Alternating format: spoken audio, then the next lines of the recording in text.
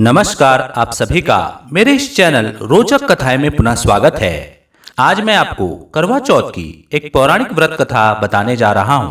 कथा शुरू करने से पहले यदि आप मेरे चैनल पे नए हैं तो मेरे चैनल को सब्सक्राइब कीजिए और बेल आइकन दबाना ना भूलिएगा। तो देर नहीं करते शुरू करते हैं आज की कथा। बहुत समय पहले की बात है। एक साहूकार के 7 बेटे और उनकी एक बहन करवा थी। सभी सातों भाई अपनी बहन से बहुत प्यार करते थे, यहां तक कि वे पहले उसे खाना खिलाते और बाद में स्वयं खाते थे। एक बार उनकी बहन ससुराल से मायके आई हुई थी। शाम को भाई जब अपना व्यापार व्यवसाय बंद कर घर आए तो देखा उनकी बहन बहुत व्याकुल थी। सभी भाई खाना खाने बैठे और अपनी बहन से भी खाने का आग्रह करने लगे, लेकिन बहन ने बताया कि उसका आज करवा चौथ का निर्जल व्रत है और वह खाना सिर्फ चंद्रमा को देखकर उसे अर्घ्य देकर ही खा सकती है। चूंकि चंद्रमा अभी तक नहीं निकला है, इसलिए वह भूख प्यास से व्याकुल हो उठी है। सबसे छोटे भाई को अपनी बहन की हालत देखी नहीं जाती और वह दूर पीपल के पेड़ पर एक दीपक जलाकर चलने की ओट में रख देता है। दूर से देखने पर वह ऐसा प्रतीत होता है कि जैसे चतुर्थी का चांद उदित हो रहा हो। इसके बाद भाई अपनी बहन को बताता है कि चांद निकल आया है, तुम उसे अर्घ्य देने के बाद भोजन कर सकती हो। बहन खुशी के मारे सीढ़ियों पर चढ़कर चांद को देखती है, उसे अर्घ्य देकर खाना खाने बैठ जाती है।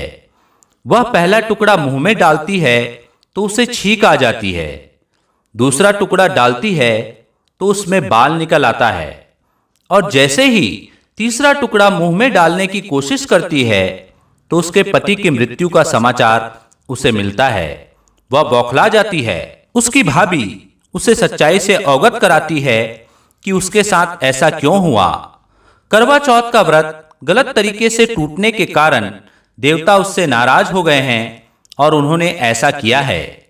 सच्चाई जानने के बाद करवा निश्चय करती है कि वह अपने पति का अंतिम संस्कार नहीं होने देगी और अपने सतीत्व से उन्हें पुनर्जीवन दिलाकर रहेगी।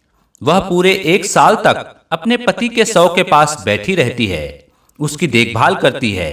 उसके ऊपर उगने वाली सुई नुमा घास को वह एकत्रित करती जाती है। 1 साल बाद फिर करवा चौथ का दिन आता है।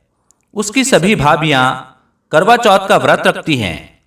जब भाभियां उससे आशीर्वाद देने आती हैं तो वह प्रत्येक भाभी से यम सुई ले लो, पिय सुई दे दो, मुझे भी अपनी जैसी सुहागिन बना दो, ऐसा आग्रह करती है। लेकिन हर बार भाभी उसे अगली भाभी से आग्रह करने का कह चली जाती है। इस प्रकार जब 6ठे नंबर की भाभी आती है तो करवा उससे भी यही बात दोहराती है। यह भाभी उसे बताती है कि चूंकि सबसे छोटे भाई की वजह से उसका व्रत टूटा था, अतः उसकी पत्नी में ही शक्ति है कि वह तुम्हारे पति को दोबारा जीवित कर सकती है। इसलिए जब वह आए तो तुम उसे पकड़ लेना और जब तक वह तुम्हारे पति को जिंदा ना कर दे उसे नहीं छोड़ना। ऐसा कहकर वह चली जाती है।